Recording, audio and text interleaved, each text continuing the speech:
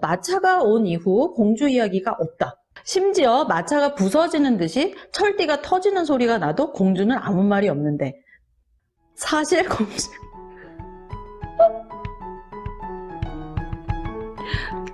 공주가 쥐 터지는 소리는 아니었을까?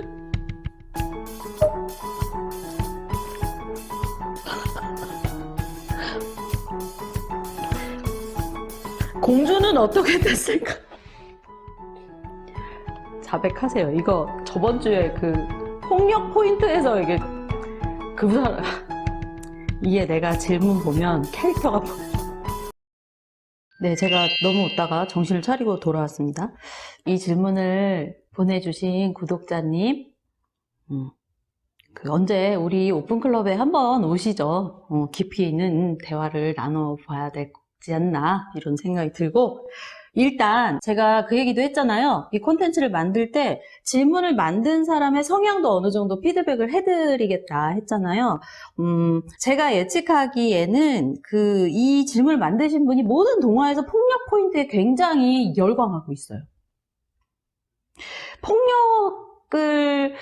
폭력의 문제를 이렇게 접하는 때 나의 감정 반응, 그리고 그것을 해석하는 나의 지성적인 반응이 어떤가를 관찰해 보시면 아마 나의 내면을 탐구하는 데 도움이 많이 될 거라고 생각합니다. 생각해 보면 되게 재밌을 거예요. 왜냐하면 동화는 굉장히 잔혹하고 폭력적이에요. 그래서 그 잔혹하고 폭력적인 것을 얼마나 잘 다루고 얼마나 그것을 잘 해석하느냐, 그게 되게 중요한데, 이 부분은 제가 뒤에 가면 좀 더 할 건데 동화에 왜 이렇게 끔찍한 게 나오냐 이런 의문이 들 것 같아요. 제가 읽은 동화 장면 중에 제일 끔찍했던 게 아름다운 여인을 유괴를 해와서 테이블 위에 올리고 토막을 내서 죽여요. 너무 그대로 묘사가 돼요. 요즘에 보기에도 너무 잔혹하잖아요. 신데렐라, 백설공주 이런 거 보면요, 빨갛게 달군 구두 위에서 춤을 추게 하는 장면도 있고, 콩쥐팥쥐에서도 팥쥐에 살을 저며서 장을 담가서 엄마에게 먹게 하는 그런 장면도 있고, 신데렐라에서는 이렇게 괴짝을 딱 닫아가지고 목이 부러지게 하는, 아주 그냥 현대에서 뭘 해도 동화를 따라갈 수가 없어요. 그러면 왜 그랬을까? 자, 마차가 온 이후 공주 이야기가 없다. 있어요. 자, 마차가 온 이후 공주 이야기가 있고요. 여기에 마차가 부서지는 듯이 철띠가 터지는 소리가 나도 공주는 아무 말이 없는데, 사실 공주가 쥐 터지는 소리가 아니었을까? 와, 굳이 여기까지 간다는 것은 공주를 쥐 패고 싶은 성향이 있으신 건가요? 정말 이거는 맥락적으로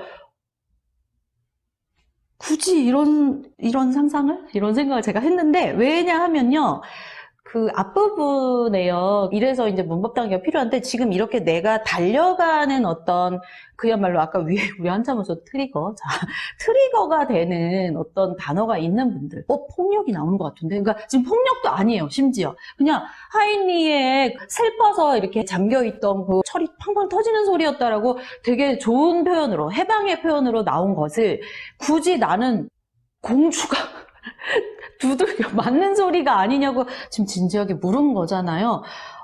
그렇다는 거는 아무것도 아닌데 그렇게 듣는 거예요. 어디에 있다가 탕 소리가 났는데 막 그 총이 있는 나라에 있는 사람들은 총소리로 듣는 것처럼, 우리나라 사람들이 총소리로 뭘 오해할 일은 없잖아요. 그렇다면 지금 5번 질문을 내신 분은 뭔가 그게 아닌데 굳이 이런 소음 또는 이런 강력한 느낌의, 묵직한 느낌의 그 질감, 이런 거에 폭력인가 하는 면이 있긴 있는 건데, 나는 웃기면서도 걱정도 좀 돼가지고 개인적으로 생각해 보시면 좋지 않을까 이 생각도 들었고요.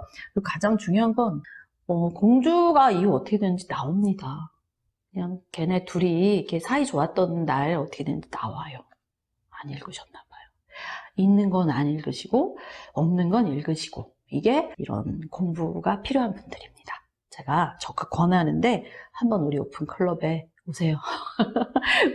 정말로 만나보고 싶네요. 어떤 면을 가지신 분인지. 근데 이게 재미있기도 하지만 좀 제 얘기가 의미 있게 들리셨기를 바랍니다.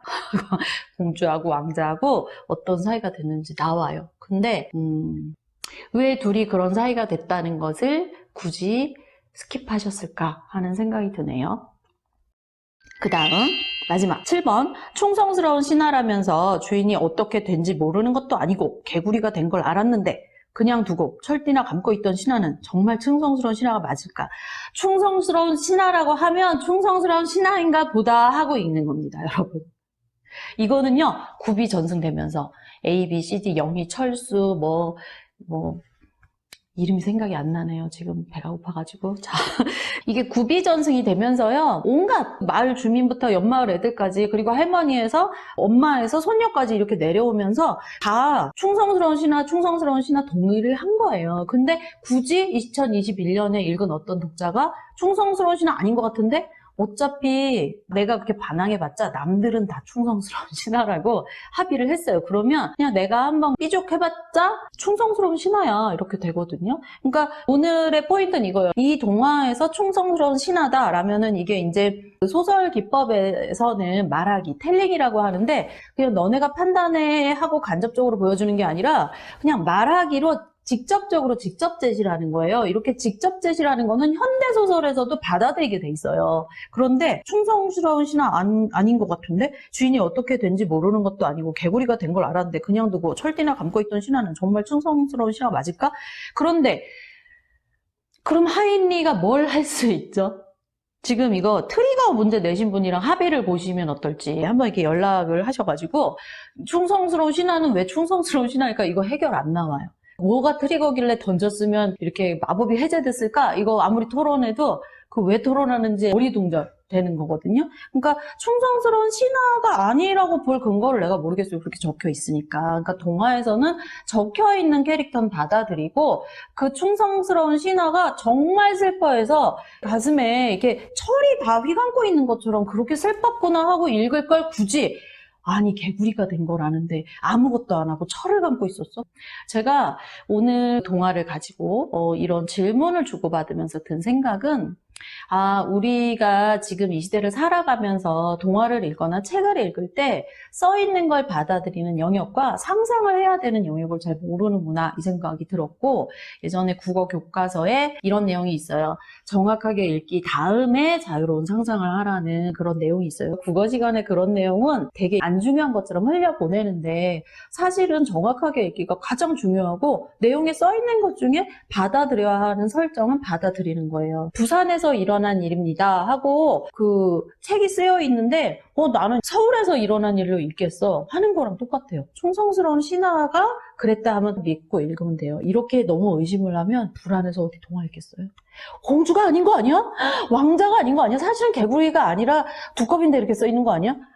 불안해서 어떻게 책을 읽습니까? 동화는 설정된 거는 믿으셔도 됩니다. 오늘부터 믿읍시다. 믿음을 갖고 읽으세요. 왜냐하면 그 캐릭터 설정은 한 명이 결정하고 마음대로 횡포를 부리는 게 아니에요.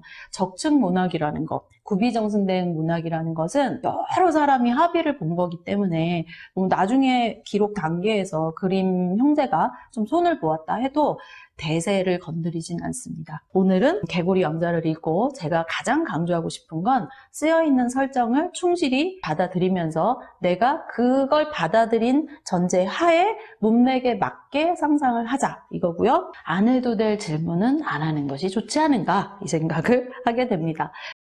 개구리 왕자에 대해서 여러분이 보내주신 질문을 가지고 제가 몇 가지 방법을 알려드렸는데 이거 외에도 굉장히 많은 질문이 있겠죠. 클래스 101 어른들을 위한 비밀 동화방으로 오세요. 굉장히 재밌을 겁니다. 아니 얘는 왜 유튜브를 하면서 자꾸 그 강의를 들으래. 이것도 홍보 목적과 정보 이런 생각을 가지고 만든 콘텐츠거든요. 댓글 많이 달아주시면 제가 그 댓글을 수용을 해서 또 다른 콘텐츠를 만들어 드리겠습니다. 자, 오늘도 너무너무 즐거운 시간이었습니다. 질문을 보내주셔서 너무 감사하고요. 자, 여러분 구독과 좋아요, 알림 설정, 그리고 친구들에게 여러 메신저를 통해서 공유 부탁드립니다. 감사합니다.